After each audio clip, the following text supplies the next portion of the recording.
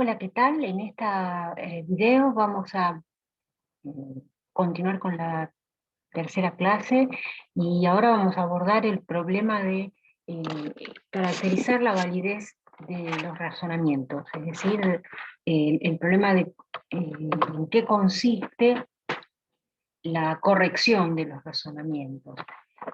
Antes de meternos de lleno en esta cuestión, que como ya dijimos al principio de la clase y también en la primera parte de la clase, la validez de los razonamientos es un problema de orden estructural, o sea, depende de la estructura y no del contenido informativo de los razonamientos. Y por eso es que nosotros estuvimos ya en la primera parte de esta clase viendo cómo representar esa estructura en un lenguaje formal determinado, que es el lenguaje de la lógica de enunciados. Y lo que vamos a aclarar ahora es cuál es el significado de los símbolos propios de ese lenguaje, es decir, de aquellos símbolos que son las constantes lógicas del lenguaje de enunciados, que son las conectivas, ¿no? Es decir, la conjunción, la disyunción, el condicional, la negación, etc. En realidad, eh, nosotros ya en la segunda clase estuvimos tratando de dar una idea intuitiva de cuál es el significado de las conectivas de este lenguaje, asociando esas conectivas a las expresiones del lenguaje castellano, eh, que son nexos gramaticales y que cuando nosotros representamos la información expresada en el lenguaje castellano, cuando la representamos empleando el lenguaje de enunciados, estos nexos gramaticales quedan simbolizados mediante las conectivas. Entonces nosotros hicimos una especie de traducción informal, estuvimos haciendo una especie de asociación entre ciertas expresiones del castellano, como por ejemplo la I, el no solo tal cosa sino tal otra, tanto tal cosa como tal otra cosa, o el además, el también, el pero, el sin embargo, todas esas expresiones que nos sirven para afirmar conjuntamente dos enunciados, dijimos que lo asociábamos a la conjunción, o que iba a estar representado en el lenguaje de enunciados con la conjunción, por ejemplo, ¿no? Bueno, lo que vamos a hacer ahora concretamente es eh, dar una definición más precisa, si se quiere formal en algún sentido, aunque en un significado semántico, digamos, de cuál es el significado preciso de las conectivas. Para eso vamos a considerar las conectivas como operadores lógicos, es decir, eh, como funciones veritativas, es decir, como funciones de valores de verdad. Eh, Más concretamente, como las conectivas, excepto la negación, el resto de las conectivas son todas operaciones binarias, es decir, operaciones que vinculan eh, dos proposiciones o dos enunciados, las funciones consideradas como funciones veritativas, cada conectiva va a ser una función cuyos dominios van a ser pares de valores de verdad y cuyo recorrido va a ser un valor de verdad. ¿Esto qué quiere decir? Que dada una proposición molecular que esté compuesta por dos proposiciones atómicas, eh, de acuerdo cuál sea el valor de verdad de esas dos proposiciones atómicas, un operador lógico le va a asignar a esa proposición molecular un determinado valor de verdad. Veamos, por ejemplo, el caso de la conjunción. Si yo tengo en conjunción dos proposiciones o dos enunciados como P y Q, eh, vamos a pensar que como estamos en una lógica clásica, en una lógica bivalente, es decir, una lógica que acepta solo dos valores de verdad, la primera proposición puede adoptar solo dos valores de verdad, que es ser verdadero o falsa, y la segunda también. El problema es que cuando yo tengo un enunciado molecular, entonces se van a dar 4 combinaciones posibles. Lo usual para representar estas situaciones es usar una especie de matriz como esta, en donde tenemos, mostramos las 4 posibles combinaciones de valores de verdad que pueden asumir P y Q, ¿no? Que ser los dos verdaderos, o los dos falsos, o el primero falso y el segundo verdadero, o el primero verdadero y el segundo falso, ¿no? Y si P y Q asumen ambos el valor verdadero, ¿qué resulta del enunciado molecular que afirma al mismo tiempo P y Q? Bueno, también va a ser verdadero, es decir, la conjunción de P y Q es verdadera cuando, y solo cuando, tanto P como Q son verdaderas. Fíjense que en el resto de los casos la conjunción de P y Q va a dar falsa. Esto quiere decir que es suficiente con que sea falso alguna de estos dos enunciados, P o Q, suficiente con que sea falso uno de ellos para que sea falsa la conjunción. Así que la conjunción es una conectividad muy restrictiva. Un enunciado molecular que sea una conjunción solo va a ser verdadero si son verdaderos cada uno de los conjuntos, ¿no? Yo por eso acá, fíjense, esta columna, la tercera columna de la matriz, es la que expone cuál es el valor de verdad de la conjunción. Y yo marqué un poco con colores el valor de verdad verdadero para que, bueno, recuerden que la conjunción solo es verdadera cuando ambos conjuntos son verdaderos. Esto quizás ustedes, si cursaron metodología de las ciencias sociales, en algunas de las cátedras de metodología de las ciencias sociales se ve un poco de lógica proposicional y quizás ya lo hayan visto, pero quizás no todos lo hayan visto. Entonces, para que estén todos en igualdad de condiciones, vamos a repasar cómo se le asigna significado a estas conectivas, que son los símbolos lógicos básicos del lenguaje de enunciado. ¿Qué pasa en el caso de la disyunción incluyente? Bueno, de nuevo tengo que considerar las 4 combinaciones posibles de valores de verdad que pueden asumir las proposiciones P y la proposición Q, y una disyunción entonces solamente va a ser falsa en un único caso, es decir, cuando yo afirmo que o bien se da P, o bien se da Q, o bien se dan ambos, este enunciado, eh, la tabla de verdad, digamos, la tabla o la matriz en donde aparecen los valores de verdad que corresponden a ese enunciado disyuntivo, va a tener un valor falso exclusivamente cuando son falsos tanto P como Q. Y en el resto de los casos la disyunción es verdadera. Así que la disyunción es una conectiva bastante poco restrictiva porque es suficiente con que sea verdadero uno de los disyuntos, puede ser verdadero P, o puede ser verdadero Q, o pueden ser verdaderos ambos, y en cualquiera de los 3 casos va a ser verdadera la disyunción. La disyunción solo es falsa cuando son falsos los dos disyuntos. Eso en el caso de la disyunción incluyente. En cambio, la disyunción excluyente lo que afirma es que puede darse uno solo de estas dos alternativas. O bien se da P pero no se da Q, o bien se da Q pero no se da P. Entonces la disyunción excluyente, la tabla de verdad de la disyunción excluyente, fíjense acá en la tercera columna tenemos cuál sería el resultado de una disyunción excluyente de P y Q, según las 4 combinaciones posibles, y la disyunción excluyente es verdadera cuando no coinciden los valores de verdad de P y Q, ¿no? O sea, se da P pero no se dio Q, o se dio Q pero no se dio P. En el resto de los casos, o sea, si coinciden los valores de verdad de P y Q, ya sea si son los dos verdaderos o si son los dos falsos, la disyunción excluyente es falsa, ¿no? Por ejemplo, si yo tengo la disyunción excluyente entre eh, la película se estrenará en marzo o en abril, bueno, esa disyunción excluyente,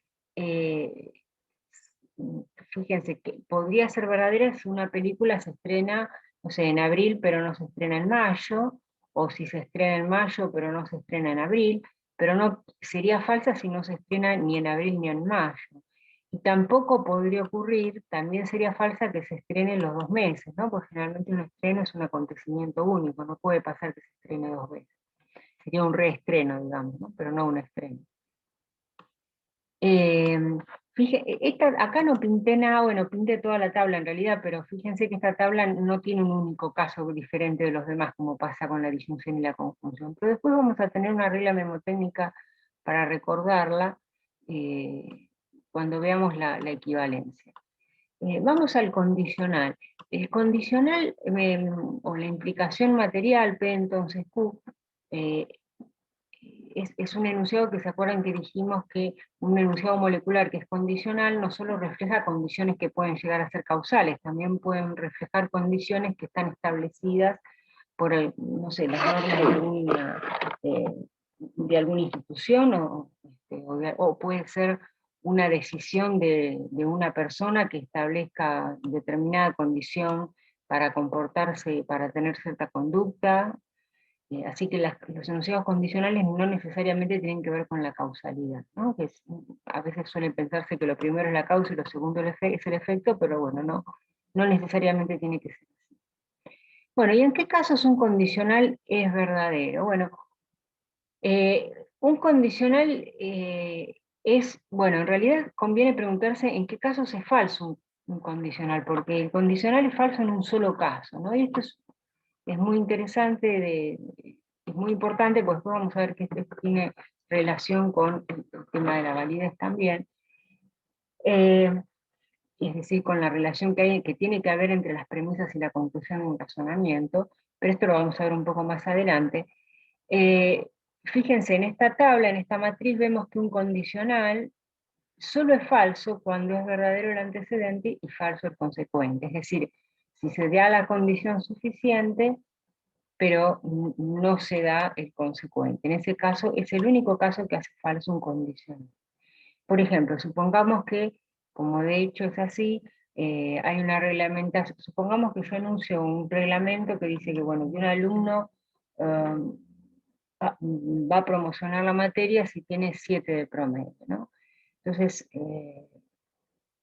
supongamos que P es el enunciado, pues Juan tiene 7 de promedio y que Q es el enunciado, Juan aprueba. Si es verdadero que Juan tiene 7 de promedio y verdadero que Juan promocionó la materia, es verdadero el condicional, es decir, se cumple el reglamento que dice que si uno tiene 7 de promedio, promociona.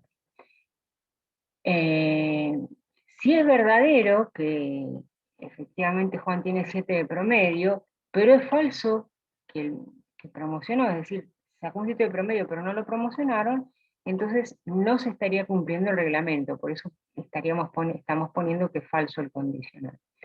Y ahora viene lo que quizás es poco intuitivo de ver con el condicional. ¿Qué pasa si Juan no tiene 7 de promedio, pero sin embargo promocionó? Bueno, en ese caso estaríamos cumpliendo de todas maneras el reglamento, es decir, ponemos que de todas maneras es verdadero el condicional.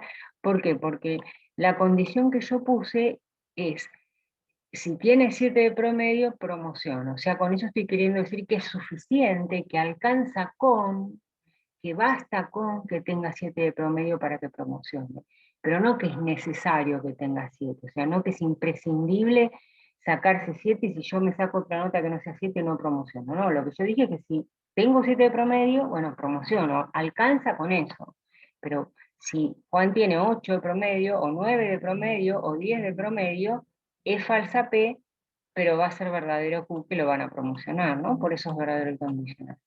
Y veamos esta última fila dice, bueno, Juan no tenía 7 de promedio y no lo promocionaron. ¿Se está cumpliendo el reglamento? Sí, se estaría cumpliendo el reglamento porque, por ejemplo, si se sacó un 6 o un 5 de promedio, bueno, no alcanzó con la condición y por eso no lo promocionaron. Es decir, se estaría cumpliendo la condición, por eso ponemos que es verdadero el condicional, no que es verdadero el consecuente es falso, pero el condicional es verdadero. En suma, ¿en qué único caso es falso el condicional? Bueno, si se da el antecedente, por ejemplo, me saqué un 7 de promedio, pero no me promocionaron, o sea, y es falso el consecuente. Ese es el único caso que hace falso al condicional. Bueno, veamos el bicondicional o la implicación material. La implicación material lo que afirma es que los dos enunciados son equivalentes, ¿no? Que son verdaderos en las mismas condiciones y falsos en las mismas condiciones, ¿no? Por eso es que, si ustedes se fijan en esta matriz, el bicondicional es verdadero cuando P y Q son verdaderos, pero también es verdadero cuando P y Q son falsos, ¿no? Por ejemplo, si yo digo que el número 8 es par, sí, solo sí es divisible por 2, bueno, eso, ese bicondicional es verdadero porque es verdadero que 8 es par y es verdadero que 8 es divisible por 2, ¿no? Ahora, supongamos que yo digo el 9 es par, sí, solo sí es divisible por 2, eso también es verdadero porque es falso que el 9 sea par y es falso que el 9 sea divisible por 2, ¿no? O sea, las dos afirmaciones son falsas, y acá las dos afirmaciones son verdaderas, ¿no? Es decir, tienen que tener el mismo valor de verdad para ser verdadero.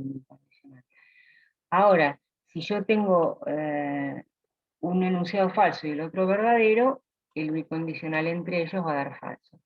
Bueno, esta tabla, fíjense, para recordarla o para vincularlo con lo que vimos antes, fíjense que es justamente la inversa de esta tabla, ¿no? De la disyunción excluyente. La disyunción excluyente era verdadera cuando los valores de verdad eran diferentes, de P y Q, y el bicondicional es verdadero cuando son iguales los valores de verdad, ¿no? Pues estamos hablando que son proporciones equivalentes, o sea, verdaderas en las mismas condiciones y falsas en las mismas condiciones. Bueno, y la última conectiva, no la última conectiva que existe, ¿no? O sea, yo ya les dije, ya les conté que en realidad hay 16 conectivas binarias en el lenguaje de enunciados, pero bueno, no es necesario, sería redundante usar todas, podríamos usar incluso una sola, pero bueno, no es ninguna de estas que estamos viendo acá. Eh, el hecho de usar una sola, o de usar dos, o de usar tres conectivas, complica mucho la simbolización, por eso nosotros acá decidimos usar unas cuantas más, no usar ni una, ni dos, ni tres, pero de todas maneras, eh, lo que queremos de alguna manera es lograr una especie de trade-off entre la economía en símbolos, la mayor economía sería usar un solo símbolo lógico, una sola conectiva, pero que no sea tan difícil simbolizar, que es lo que ocurriría si usara una sola conectiva, o dos conectivas, o tres conectivas, ¿no? Entonces usamos las conectivas que son más fáciles de asociar con los nexos gramaticales de nuestro lenguaje, natural, del castellano. Este, por eso estamos usando algunas, no las 16, ¿no?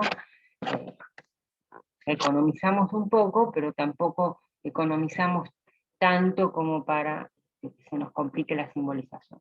Bueno, y la última conectiva que nos queda analizar es la negación, que es muy fácil, ¿no? Porque fíjense que la negación, yo ya les había contado que es la única conectiva monádica, o sea, no es una conectiva en realidad porque no conecta nada. Es un símbolo o es una operación que se aplica a un solo enunciado, ¿no? O a una conjunción de enunciados, o sea, se aplica a un enunciado atómico o a un enunciado molecular, pero tiene que ser un solo enunciado. Es decir, acá yo lo estoy aplicando a un enunciado atómico P, pero también podría negar todo un enunciado molecular y para eso tendría que poner todo el enunciado molecular entre paréntesis, ¿no? Bueno, y fácilmente la negación simplemente invierte el valor de verdad, ¿no? Si P es verdadero, la negación de P va a ser falsa, y si P va a ser falsa, la negación de P va a ser verdadera. Eh, por supuesto, justamente por no necesitar, por no aplicarse o por no vincular los enunciados, es que la matriz de la negación solamente tiene dos columnas, ¿no? No necesita una tercera columna para el otro enunciado, porque no hay un segundo enunciado, ¿no? Y por lo tanto, como hay solo una combinación de valores de verdad posible, que sea verdadera P o que sea falsa P, o sea, hay dos valores de verdad posible, solamente tenemos dos filas, ¿no? En cambio, en las matrices anteriores teníamos cuatro filas.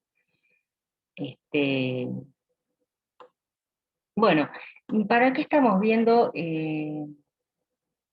Bueno, ¿para qué estamos viendo las tablas de verdad? Estamos viendo tablas de verdad simplemente para definir las conectivas, ¿no? Uno podría usar tablas de verdad como método de decisión también, es decir, dado un enunciado molecular que tenga muchas conectivas, una fórmula grande, digamos, con varias conectivas y con varias proposiciones, uno podría determinar el valor de verdad, o todos los valores de verdad posibles que pueda asumir esa fórmula molecular, en función de los valores de verdad que pueden asumir los enunciados P, Q, R, etcétera. Pero nosotros no vamos a trabajar con ese método de decisión porque, bueno, tiene sus limitaciones, y es que simplemente se aplica para el lenguaje de enunciados, y nosotros ya a partir de un par de clases vamos a trabajar con un lenguaje un poco más rico que el lenguaje enunciado. Pero estamos viendo las tablas de verdad como manera de definir más o menos con un poco más de precisión las conectivas.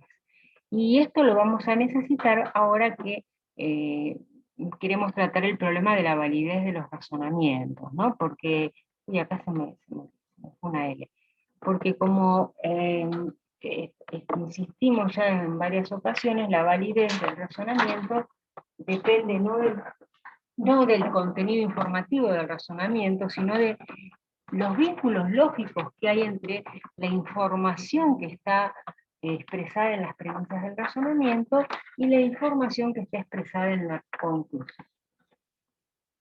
Entonces, para que queden en evidencia esos símbolos lógicos, nosotros lo que hacemos es tratar de abstraer la estructura lógica o la forma lógica del razonamiento, y así, digamos, no tomar en cuenta su contenido informativo, no ver de qué habla el razonamiento, sino ver cómo está conectada la información que contiene el razonamiento.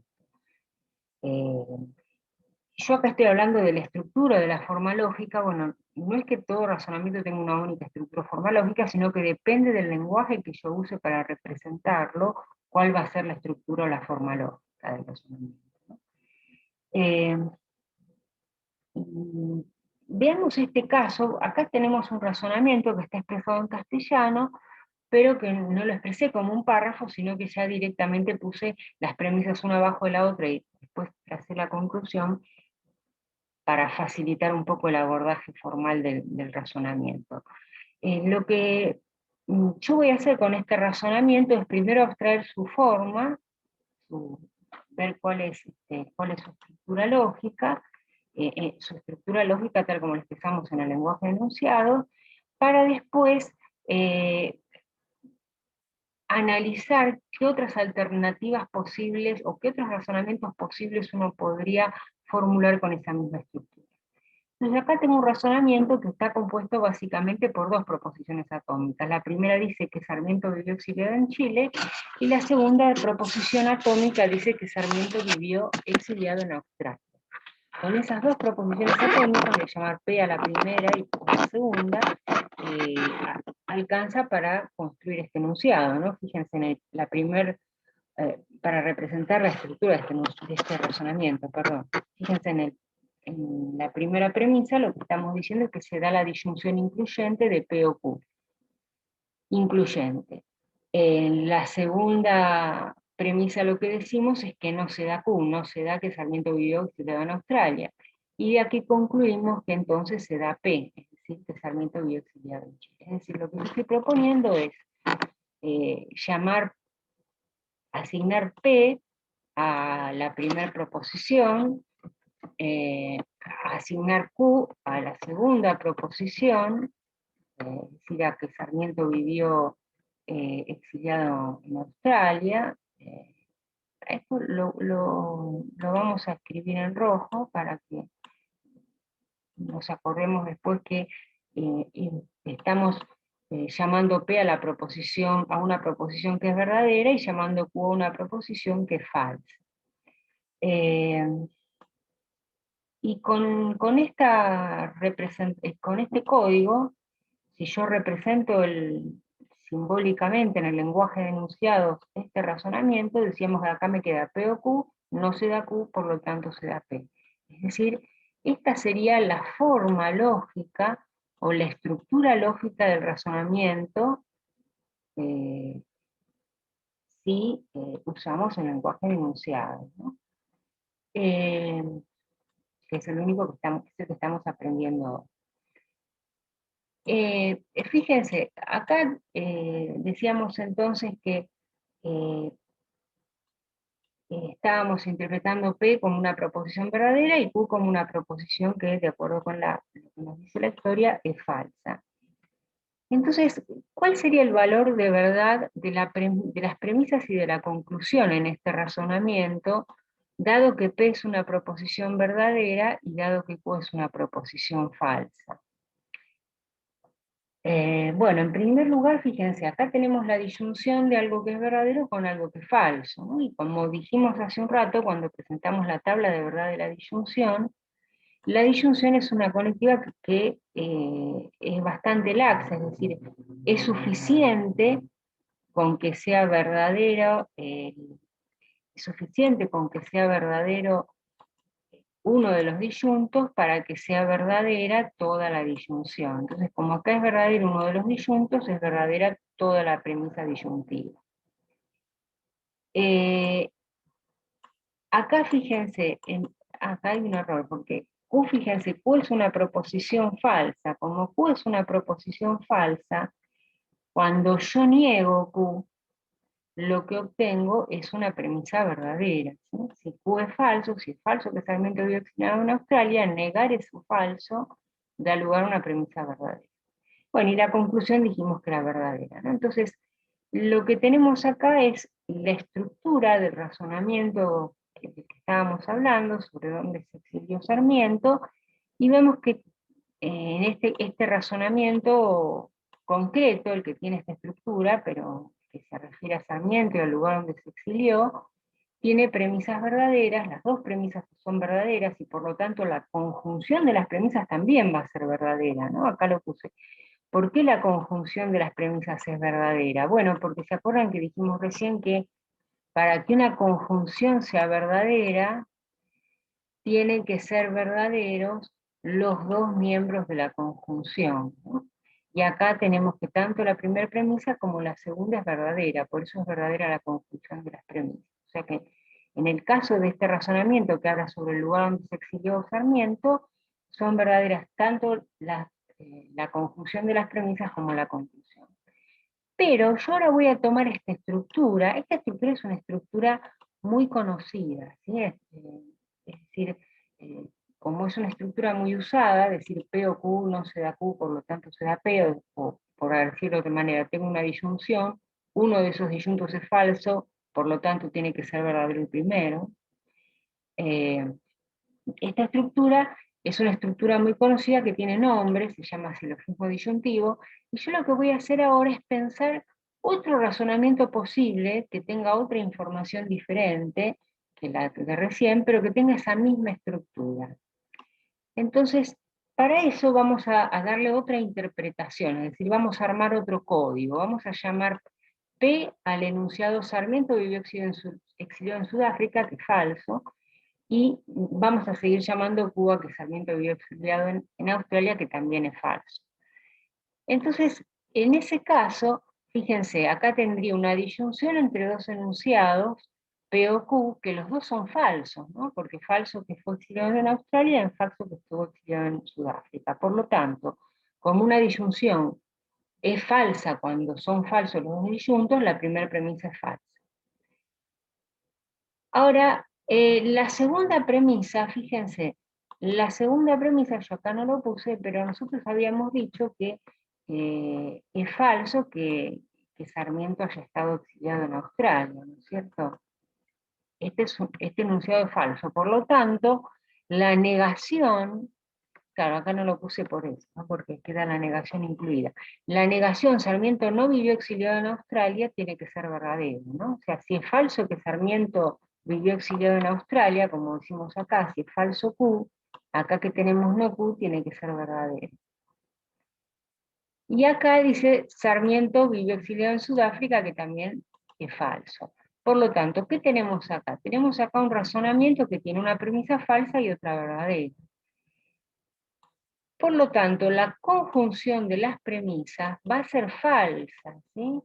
Porque se acuerdan que una conjunción, para que sea verdadera, tiene que tener verdadero los dos conjuntos. Y acá hay un miembro de la conjunción que es verdadero y el otro es falso. Entonces la conjunción de las premisas es falsa y la conclusión también es falsa. Así que con esta segunda manera de interpretar P y Q, tenemos la misma estructura, pero interpretada de manera diferente, con otro código, da lugar a que la conjunción de las premisas sea falsa y la conclusión también sea falsa.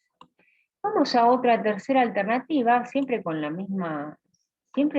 la misma estructura, el silogismo disyuntivo, pero vamos a llamar P al enunciado Sarmiento fue presidente de Argentina, que sabemos que es verdadero, y vamos a llamar Q a Sarmiento fue gobernador de San Juan, que también sabemos que es verdadero. Entonces, ¿qué me queda acá? Me queda P o Q va a ser la disyunción de dos enunciados verdaderos, por lo tanto la primera premisa es verdadera. La segunda premisa es la negación de algo verdadero, ¿no? Porque Sarmiento fue gobernador de San Juan es verdadero, así que negar eso da lugar a una premisa falsa. Y la conclusión es un enunciado verdadero. Sarmiento fue presidente de Argentina. Entonces acá, con esta nueva interpretación, con esto que llamé código 3, ¿qué obtuve? Bueno, obtuve el razonamiento que tiene una premisa verdadera y otra falsa. Así que nuevamente la conjunción de las premisas fue falsa. Pero fíjense que sin embargo la conclusión resultó verdadera, ¿no? Bueno, esta estructura que analizamos, el silogismo disyuntivo, si no se la acuerdan es esta, ¿no? Es esta que dice P o Q, no se da Q, por lo tanto se da P. Esta estructura, el silogismo disyuntivo, entonces admite tres interpretaciones posibles.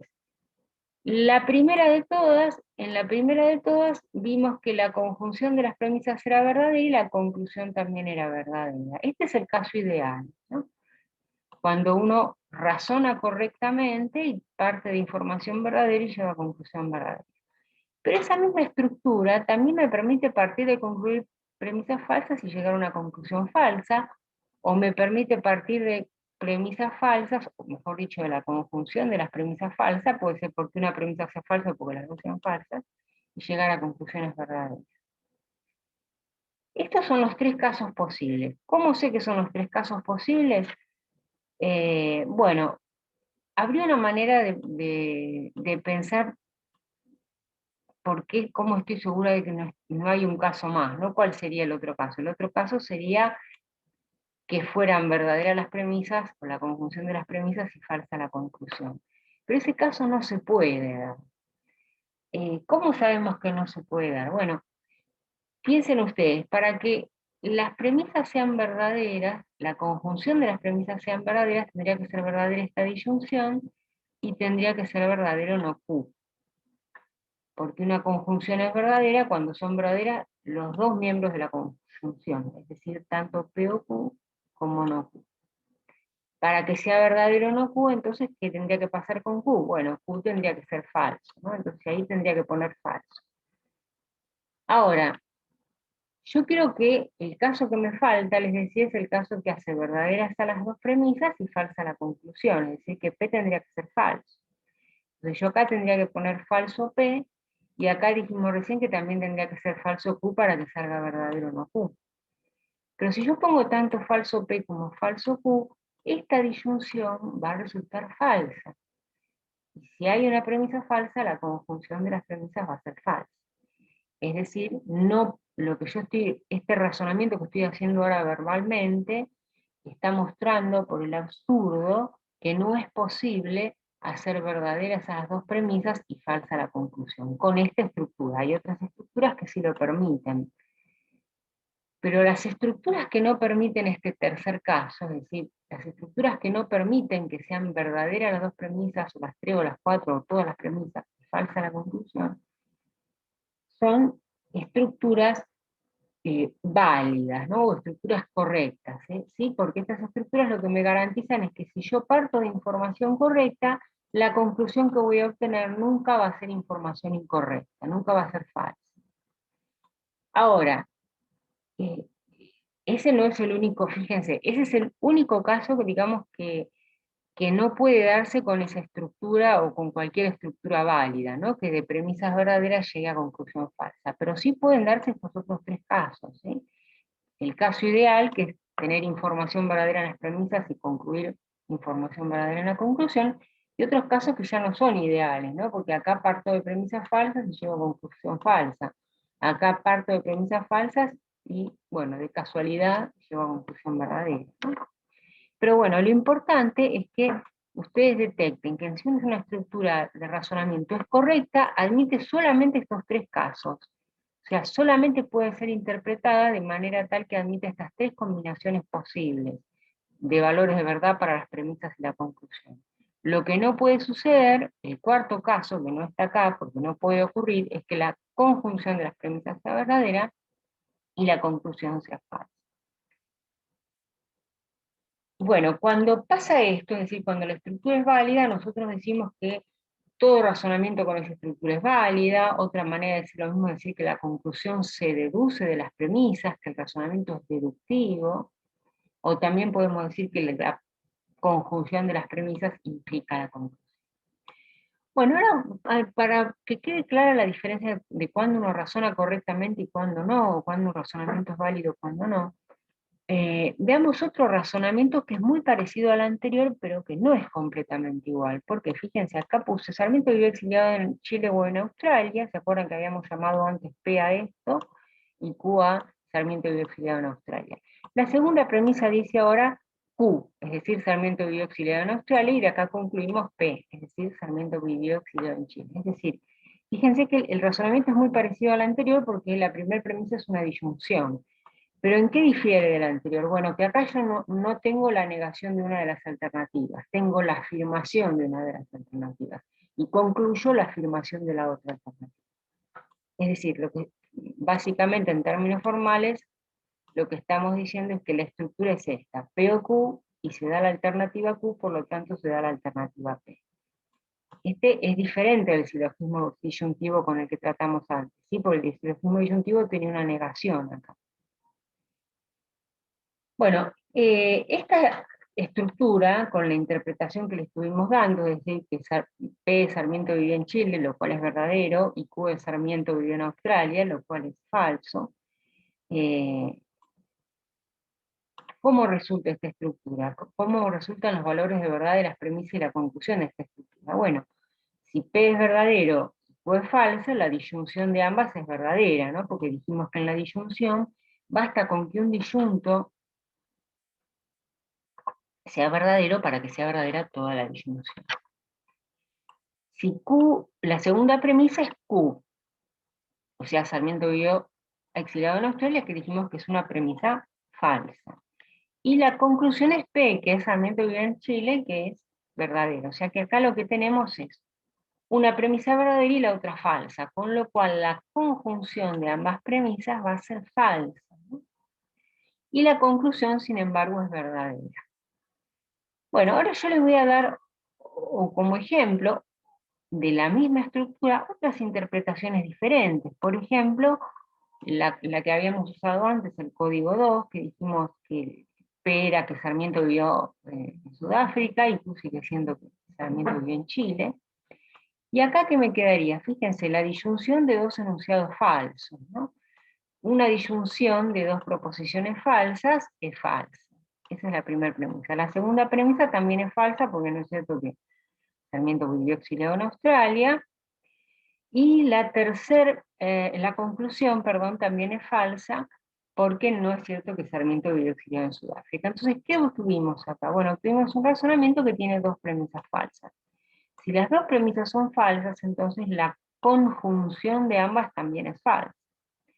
En suma, con esta interpretación, con el código 2, la misma estructura que analizamos recién, esta que es parecida al silogismo disyuntivo, pero que no lo es, ahora admite, antes admitía conclusión verdadera y conjunción de premisas falsas. Acá lo que encontramos es conclusión falsa y conjunción de premisas también falsas. Veamos qué otro caso posible se puede obtener con la misma estructura, pero otra interpretación. ¿Se acuerdan que en el código 3 que habíamos usado hace un ratito con el silogismo disyuntivo, llamamos P a que Sarmiento era presidente de Argentina, lo cual es verdadero, y Q a que Sarmiento fue gobernador de San Juan, cosa que también es verdadero? Entonces, ¿qué nos quedaría acá? Nos quedaría como primer premisa la disyunción de dos enunciados verdaderos, lo cual es una premisa verdadera. La segunda premisa es que Sarmiento fue gobernador de San Juan, que también es verdadero, y la conclusión es que Sarmiento fue presidente de Argentina, lo cual también es verdadero. Entonces fíjense que acá lo que tenemos es un razonamiento en donde tanto la primera premisa como la segunda es verdadera, así que la conjunción de ambas premisas es verdadera, vamos a poner en amarillo para destacarlo, y la conclusión es verdadera. Y veamos un último caso que puede darse con esta misma estructura. Llamemos P a Sarmiento vivió exiliado en Sudáfrica, que es falso, y Q a Sarmiento exiliado en Chile, que es verdadero. Entonces, ¿qué me queda acá? Bueno, en la primera premisa, que es la disyunción de algo falso con algo verdadero, va a ser una premisa verdadera. Porque la disyunción solo es falso cuando son falsos los dos disyuntos, pero acá hay un disyunto verdadero. ¿Qué es lo que dice la segunda premisa? Bueno, la segunda premisa lo que dice es que Sarmiento vive domiciliado en Chile, lo cual también es verdadero. O sea que acá tenemos que tanto la primera como la segunda premisa son verdaderas, así que la conjunción de ambas premisas va a ser verdadera. Sin embargo, la conclusión, fíjense, es un enunciado falso. Entonces acá lo que vimos es que con la estructura que estuvimos trabajando recién, que era una estructura que era parecida al silogismo disyuntivo, pero que no era el silogismo disyuntivo, ¿qué obtuvimos? 4 casos de sustitución diferentes. ¿Sí? Es decir, además de los 3 casos que ya vimos con la estructura válida, conjunción de premisas verdadera, conclusión verdadera, conjunción de premisas falsa, conclusión falsa, conjunción de premisas falsa, conclusión verdadera, hay un caso que es particular, que es específico, que es propio de las estructuras que son inválidas, que es este caso, ¿no? El caso de tener premisas verdaderas y conclusión falsa. Cuando yo me encuentro con un caso como esto, lo que digo es que estoy ante un contraejemplo, ¿sí? Un razonamiento que tiene una estructura inválida, tiene un contraejemplo, o un contraejemplo, digamos, para una estructura inválida, es aquel en donde a la estructura la interpreté de manera tal que las premisas resulten verdaderas y la conclusión falsa. ¿Por qué se llama contraejemplo? Bueno, porque es un ejemplo que muestra que esa estructura es inválida, ¿no? O sea, siempre que una estructura sea inválida, yo voy a poder encontrar 4 casos posibles de sustitución, pero lo importante es que puedo encontrar este, que es el contraejemplo, ¿no? Este es el caso característico de la estructura inválida. En cambio, fíjense que la estructura válida, el silogismo disyuntivo del que hablamos recién, admite 4 casos posibles, ¿no? La validez de la estructura, perdón, admite 3 casos posibles solamente, en eso reside la validez de esta estructura, ¿no? En que solamente admita estos 3 casos posibles, y no admite el caso que llamamos contraejemplo. Fíjense que acá falta el caso conjunción de premisas verdaderas, conclusión falsa. Si se admite ese caso, no es válido. Una estructura válida solamente admite estos 3 casos. El caso ideal, premisas y conclusión verdadera, pero también otros casos no tan ideales.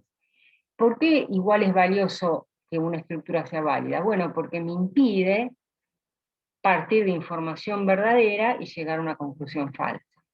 Eso es lo que es valorable de una estructura válida. En cambio, una estructura inválida no me impide eso, al contrario, una estructura inválida, cuando yo razono con una estructura inválida, corro este riesgo, el riesgo de usar premisas verdaderas y sin embargo sacar una conclusión falsa. Fíjense, ustedes tienen 2 preguntitas en la clase. Una dice, ¿podemos establecer si un razonamiento tiene una estructura válida? Si solo sabemos que tiene premisas y conclusión verdadera, fíjense, yo solamente sé este dato, tiene premisas y conclusión verdadera. ¿Eso me alcanza para saber que el razonamiento es válido? No, no me alcanza, porque fíjense que una estructura inválida también admite premisas y conclusión verdadera. O sea, el caso conjunción de premisas verdadera, conclusión verdadera, se da tanto en las estructuras válidas como en las inválidas. ¿Sí? Estos 3 casos son casos comunes a las estructuras válidas y las inválidas. La segunda pregunta decía, ¿podemos establecer si una estructura si una estructura es inválida, si lo único que sabemos es que tiene conclusión falsa? No, tampoco podemos. Fíjense, si tiene conclusión falsa y premisas verdaderas, ahí sí sabemos que estamos ante el caso de un contraejemplo y que la estructura es inválida, ¿sí? Porque en este caso, el contraejemplo solo se da en las estructuras inválidas. Pero acá, en esta pregunta, no me dijeron que la estructura admitía premisas verdaderas. Lo que me dicen es simplemente que tiene conclusión falsa. Y bueno, puede tener conclusión falsa y también premisas falsas, y ese caso se da tanto en las estructuras inválidas como en las válidas. ¿Sí? Fíjense que en una estructura válida también uno puede llegar a una conclusión falsa. ¿En qué caso no llegaría a una conclusión falsa cuando estoy razonando bien? Y bueno, sí, partir de al menos una premisa falsa, ¿sí? Para que la conjunción de las premisas sea falsa, alguna premisa por lo menos debe ser falsa. Podrían ser falsas todas, pero bueno, con que haya una premisa falsa, ya la conjunción sería falsa. En suma, volviendo a esta pregunta de la que estábamos tratando recién, eh, yo no puedo, con saber que la conclusión es falsa, eso no me alcanza para establecer si la estructura es válida o es inválida. Acá les puse como nota, a veces hay diferentes maneras de referirse a los enunciados, a los razonamientos, pero en este curso y en bueno, la mayor parte de la bibliografía específica sobre el tema, verdadero y falso son predicados que aplicamos a las proposiciones o a los enunciados, pero no a los razonamientos, ¿sí? Los razonamientos los calificamos como válidos o inválidos, pero no como verdaderos o falsos, ¿no? Y lo mismo puede afirmarse de los enunciados. De los enunciados no vamos a decir que son válidos o que son inválidos,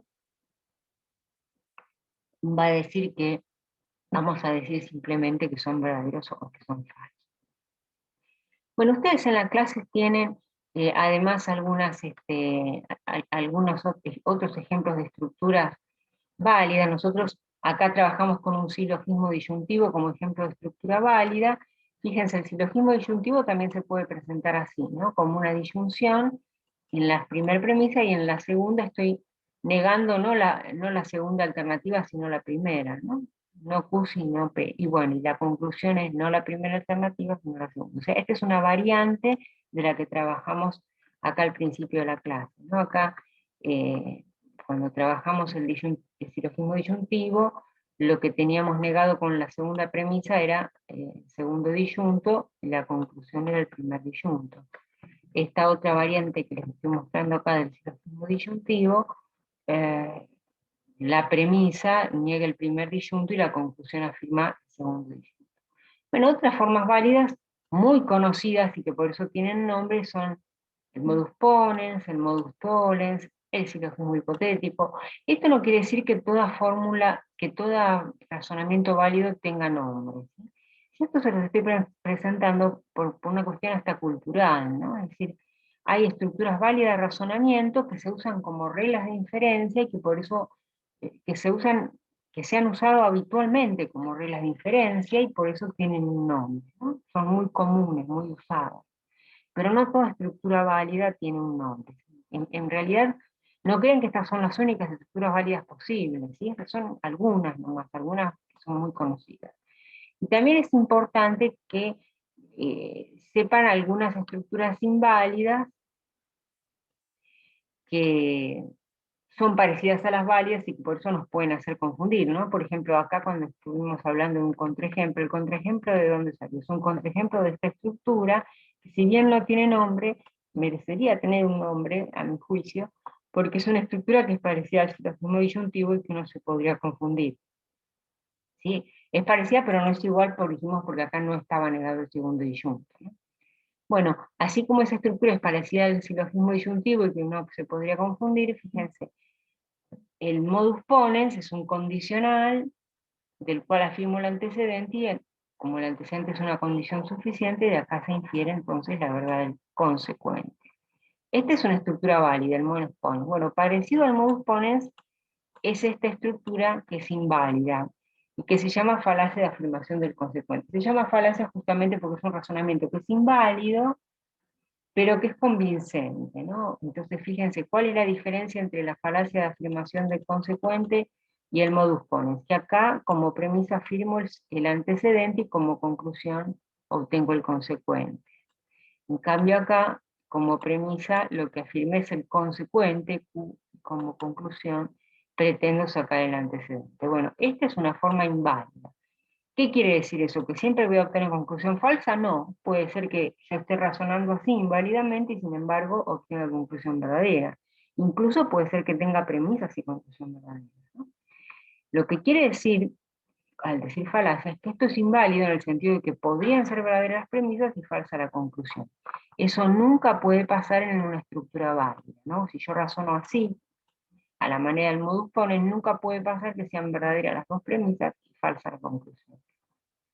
Bueno, hay otra estructura también conocida es la falacia de negación del antecedente, que es conocida ¿por qué? Porque es parecida a esta estructura que sí es válida. Esto se llama modus tollens. Tengo un condicional, niego la condición necesaria, bueno, y si no se da la condición necesaria, concluyo que no se puede dar P, no se puede dar el antecedente. Bueno, una estructura parecida a esa es la falacia de negación del antecedente, es decir, acá no negué la condición necesaria, acá negué la condición suficiente.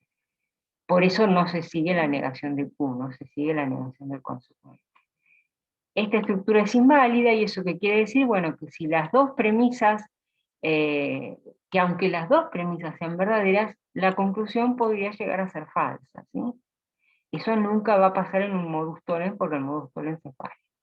Entonces vayamos a estas dos preguntitas que ustedes tenían en la clase.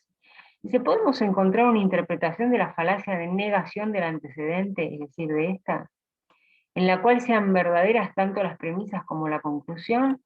Y sí, porque justamente un razonamiento que es inválido porque no impone ninguna restricción a los posibles valores de verdad que pueden tener la premisa y la conclusión. Es decir, se dan los 4 casos posibles: premisas verdaderas, conclusión verdadera; premisa falsa, conclusión falsa; premisa falsa, conclusión verdadera; y premisa verdadera, conclusión falsa. Entonces, la respuesta a esto es que sí, ¿no? Uno podría tener una falacia de negación de antecedentes, es decir, uno podría estar razonando inválidamente, y sin embargo tener tanto verdaderas las premisas como la conclusión.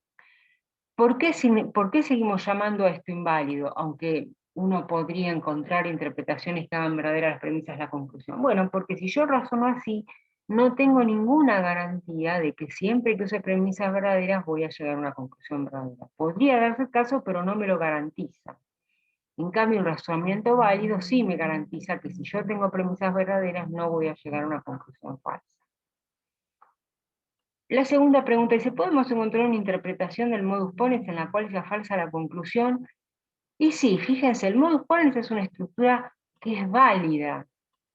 Sin embargo, podría ser falsa la conclusión. ¿En qué caso? Bueno, no tendría que ser verdaderas las dos premisas. Si las dos premisas fueran verdaderas, si fuera verdadero tanto P como P entonces Q, si fueran verdaderas las dos premisas, es imposible que sea falsa la conclusión. Pero si no me dicen que las dos premisas son verdaderas, si pueden ser falsas las dos o alguna de ellas, ahí también podría ser falsa la conclusión, ¿no? Entonces la respuesta a esto es que sí podría darse el caso de que sea falsa la conclusión. Bueno, con esto vamos a terminar con la tercera clase.